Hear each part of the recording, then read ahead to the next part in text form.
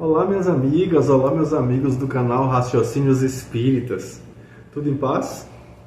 Eu sou o professor Danilo Cruz e estou aqui mais uma vez para o nosso estudo da série Sabedoria do Evangelho de Carlos Torres Pastorino.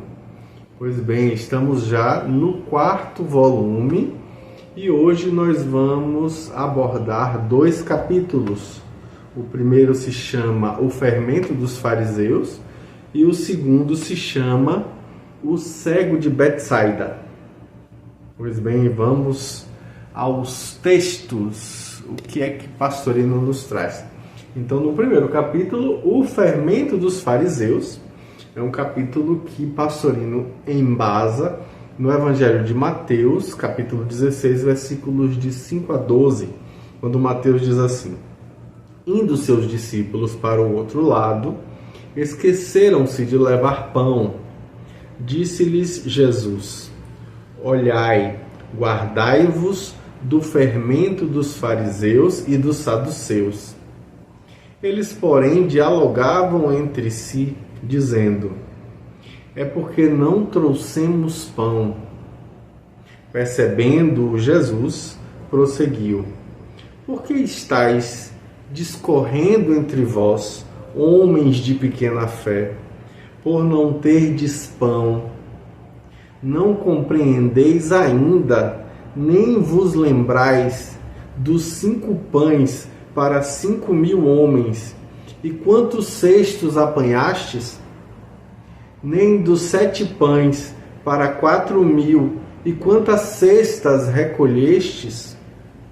Como não compreendeis que não vos falei a respeito de pão, mas guardai-vos do fermento dos fariseus e dos saduceus?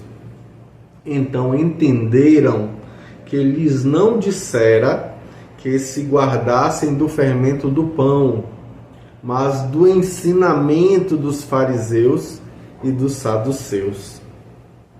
E aí a gente vai agora para o Evangelho de Marcos, no capítulo 8, versículos de 14 a 21, quando Marcos diz assim: E esqueceram-se os discípulos de levar pão, e não tinham consigo no barco senão um só pão. E preceituava-lhes, dizendo: Olhai, guardai-vos do fermento dos fariseus e do fermento de Herodes. Eles raciocinavam entre si, dizendo: É porque não temos pão. Percebendo-o, Jesus lhes perguntou: Por que discorreis, por não terdes pão? Não compreendeis ainda, nem entendeis? Tendes vosso pão endurecido? Tendo olhos, não vedes? E tendo ouvidos, não ouvis? E não vos lembrais de quando partiu 5 pães para 5.000, quantos cestos cheios de pedaços apanhastes? Disseram-lhe: 12. E quando partiu os 7 para 4.000, quantas cestas cheias de fragmentos recolhestes? Disseram: 7. E disse-lhes: Ainda não entendeis? Pois bem, aí Pastorino vai comentar, trazendo que esse episódio que se desenrola todo natural, cheio de vivacidade, é na verdade uma espécie de um instantâneo, uma fotografia da vida com seus esquecimentos inevitáveis e suas confusões. Quando eles embarcaram, os discípulos, eles se esqueceram de prevenir com provisões aí para se alimentarem. Marcos se lembra de que tinham apenas um pão, pois Pedro lhe frisara bem esse ponto. E isso talvez preocupasse os discípulos desde o início da travessia. Ora, de seu travesseiro de couro à popa, o mestre ergue a voz de maneira máscula embora repassada de certa doçura, para dar-lhes um aviso precedido de uma interjeição. Olhai, cuidado com o fermento dos fariseus e saduceus. Em Marcos, dos fariseus e de Herodes. Diante disso, eles extravasam a angústia represada. Pronto, é porque esquecemos o pão. E quem sabe ali principia uma discussão entre eles, buscando quem seria o culpado por ter esquecido o pão. Mas Jesus interrompe eles naquele momento com a entonação de tristeza e desilusão na voz. Mais uma vez ele foi mal interpretado. Seu ensino era sempre espiritual e não material. Que importava o pão físico? Então já haviam esquecido das duas multiplicações? E aqui vem a comprovação de que eram duas, da realidade de ambas, que foram citadas separadamente com os detalhes salientados em uma vivacidade natural. Quantos cestos apanhastes quando 5.000 foram saciados com 5 pães? Quantas cestas quando 4.000 tornaram ali com 7 pães? A expressão, então, ter olhos e não ver, é uma expressão bíblica, conforme a gente vê em Jeremias, capítulo 5, versículo 21, Êxodo 12, 2, Salmo 115, 5, Salmo 135, 16. Salientando ali, na verdade, a decepção causada ao mestre pelos seus próprios discípulos, que com ele conviviam já há bastante tempo e ainda não percebiam o sentido oculto do ensino. Era uma espécie de desilusão muito forte, após a outra que havia sido sofrida na aula dada na sinagoga de Cafarnaum, conforme João, no capítulo 6, versículo 66, e nós já vimos isso lá no volume 3. Parece então que foi percebido ali, como Mateus anota, o fermento é o elemento corruptor, tanto que era proibido colocar fermento no pão utilizado na Páscoa e também no pão das oblatas, conforme a gente vê em Levítico, capítulo 2, versículo 11. Era o símbolo da hipocrisia, Lucas, capítulo 12, versículo 2. E outros graves defeitos citados em vários pontos do Evangelho, mas sobretudo no texto de Mateus, no capítulo 23, versículos de 1 a 7. Então a lição da individualidade, que é representada simbolicamente aqui como sendo o Cristo, chega até nós com frequência a personalidade física, mas essa personalidade física, ainda envolvida pela materialidade que a circunda, não entende os sussurros silenciosos de advertência que lhe são feitos e quase sempre interpreta esses sussurros de maneira viciosa, atribuindo aos avisos espirituais um sentido material. Por vezes, Pastorino aponta, há amigos desencarnados que se encarregam de nos advertir. No entanto, nós nos queixamos de que não são claros, não são objetivos, porque na verdade nós não os ouvimos com os ouvidos espirituais, mas apenas com os ouvidos materiais. Eles querem facilitar-nos a compreensão, mas nós temos os olhos da mente vedados, fechados. As palavras do Espírito só podem tratar de aspectos espirituais. Entretanto, o aviso é bem oportuno. Cuidado com os fariseus, cuidado com os hipócritas intelectuais, cuidado com os saduceus, os materialistas agnósticos, cuidado com os herodianos, os que se prendem aos gozos dos sentidos. Porque eles, que de todos os lados nos cercam, acabam permeando-nos com as suas doutrinas e acabam agindo como o fermento, nos fazendo inchar toda a massa corrompendo essa massa. Então o sentido espiritual se deduz da letra única que pode chegar até nós através do intelecto. E que o sentido, como coloca Pastorino, da palavra deva ser percebido em todas as minúcias. Vemo-lo ali num pormenor que parece insignificante.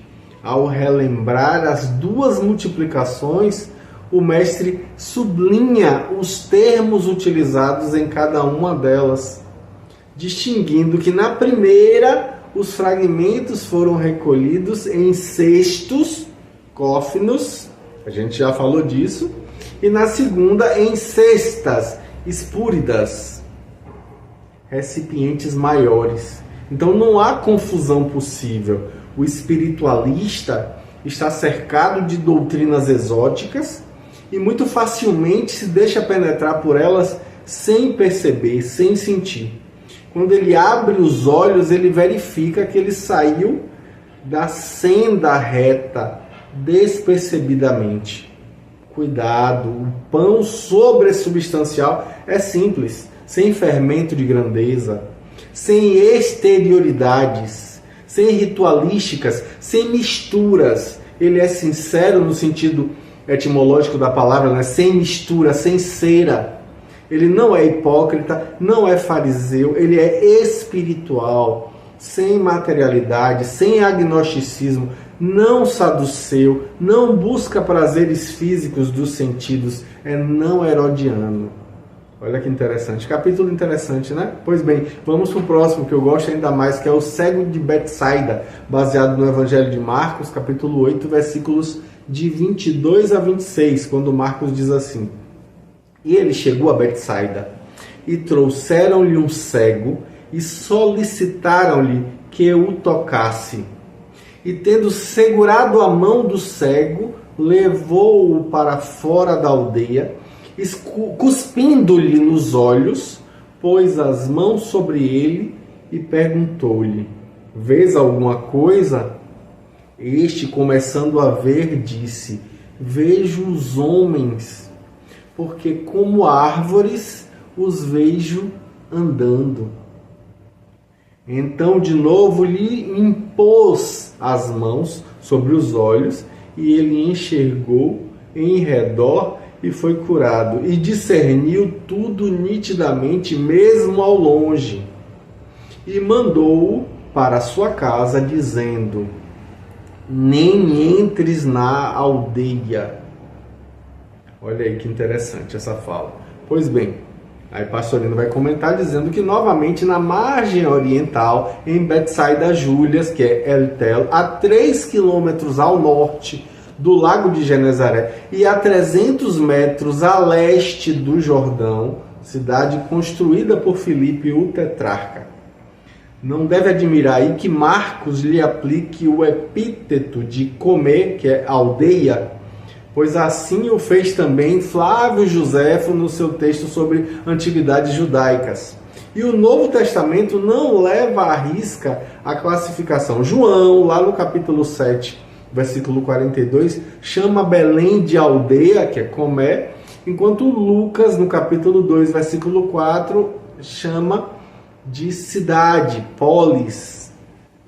Ao desembarcar, os habitantes levam a Jesus um cego, a primeira cura desse tipo narrada por Marcos, e é privativa de Marcos, só tem no Evangelho de Marcos essa cura, tal como a do surdo gago, que a gente viu há algumas semanas. Então a solicitação é sempre a mesma, que o toque ou que ele imponha as mãos. O gesto, hoje denominado na Igreja Católica de bênção, ou na religião espírita como passe, é idêntico na verdade. É o lançamento de fluidos curadores mediante um expressivo gesto da mão, com ou sem contato físico. Ao invés disso, o mestre segura a mão do cego e o leva para fora da cidade, tal como fizera com o surdo gago que nós analisamos há algumas semanas. Aí recomeça o ritual mágico, entre aspas, de colocar saliva nos olhos. Após isso, pergunta-lhe se está vendo. A resposta é talvez desconcertante. Vejo os homens, blepotous antropos, porque rote como árvores, os dendra. Os vejo andando oroperipatontes. Os exegetas aí vão falar que se o cego era cego de nascença ou não. Isso a gente percebe que fica claro que na sua cegueira, ao ouvir o farfalhar das frondes, ele tinha a impressão de que as árvores caminhavam em redor.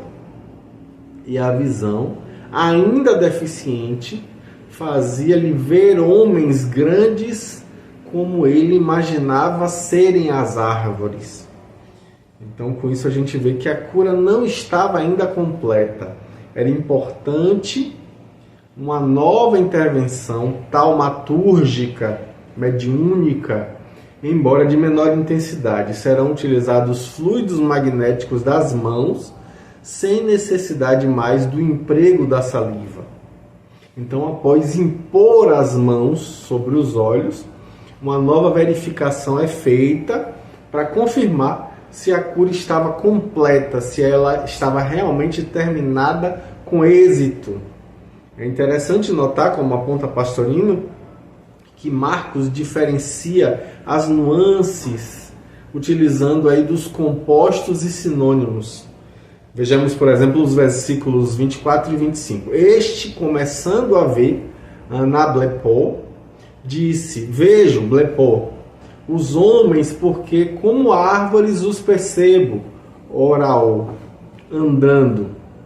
Então, de novo, lhe impôs as mãos sobre os olhos e ele enxergou em redor, diablepô, e foi curado e discerniu, emblepô, tudo nitidamente, mesmo ao longe. Observe-se aí que anablepô é o verbo utilizado em Mateus, no capítulo 11, versículo 5, quando Jesus manda dizer ao Batista que os cegos veem. E também em João, lá no capítulo 9, no versículo 11, e também no capítulo 15, versículo 18, quando é narrado o episódio do cego de nascença. O último advérbio, que é telaugos, que só aparece aqui em todo o Novo Testamento, é composto de tele, ao longe, e alge, que é brilho, nitidez. Daí o fato de Pastorino ter traduzido o texto como nitidamente, mesmo ao longe.